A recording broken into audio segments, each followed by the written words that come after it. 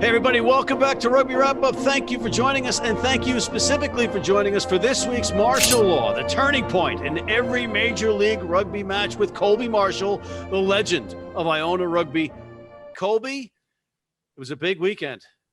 Huge weekend, and disappointing if you're a New York rugby fan. A critical game for Rugby United New York against New England didn't go their way. They went into the game 4 points ahead of NOLA in the standings. And as we know, only two teams from each conference make the playoffs. So every game is pretty much a must win for Rugby United New York moving forward.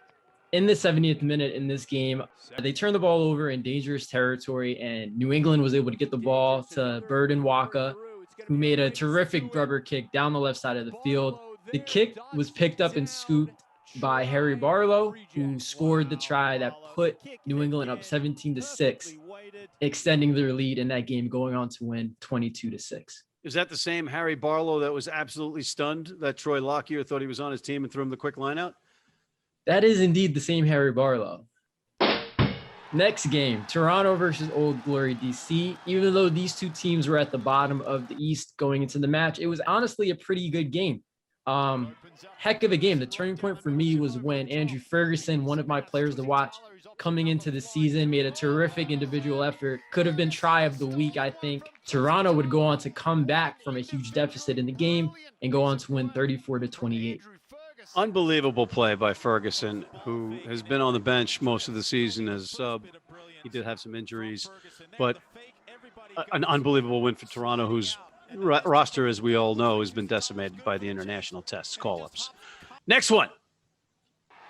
Yeah, it was hard to pinpoint a turning point in this game between San Diego and Seattle, as the Legion gave us their best Giltinis impression, jumping out to a 24-0 lead in the first half. But when it was 17-0, Seattle committed a crucial turnover in their own half that led to Ryan Mattias getting the ball for the Legion, scoring his second try of the game, had a big half, and that was a gut punch at that point. Yeah, you mentioned Ryan Mattias. He's kind of been off the radar after being all over the pitch for San Diego earlier in the season, and now he's getting some playing time again because of the international call-ups. I don't get it. He's a great player, and if they don't want him in San Diego, somebody else is going to want him. He's a valuable asset, and he's American. He's a goddamn American. He had a great day, great game on 4th of July weekend. Next, last game, NOLA versus LA. You know, after seeing Rugby United New York drop those points, this was a game that NOLA knew they needed, knew that they wanted to get an upset against the Giltinis, and that's exactly what they got.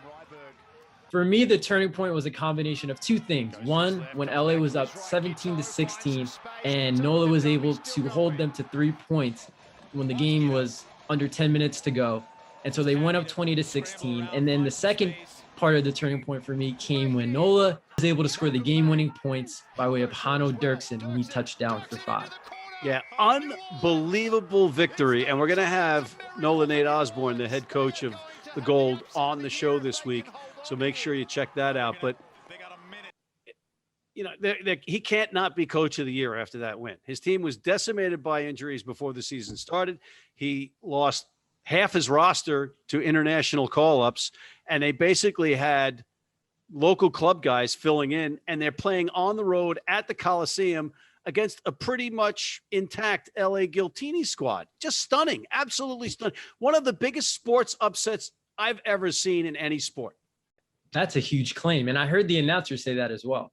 It was. I mean, knowing what we know, and that should have been a 25-point blowout by the Giltinis, and that's not insulting or attempting to insult the NOLA Gold. They were just decimated. I feel like we've seen crazier things happen. I mean, they're a team that's in the playoff hunt. Was it really that surprising? The team that's in the playoff hunt isn't there. They weren't in LA. They were in with all the international tests. They lost 6 starters and like 2 bench players. They lost both their front. They're both their props. They lost Eric Howard is a hooker. They lost him too. Kyle Bailey was injured but traveling with Team Canada. He's their captain.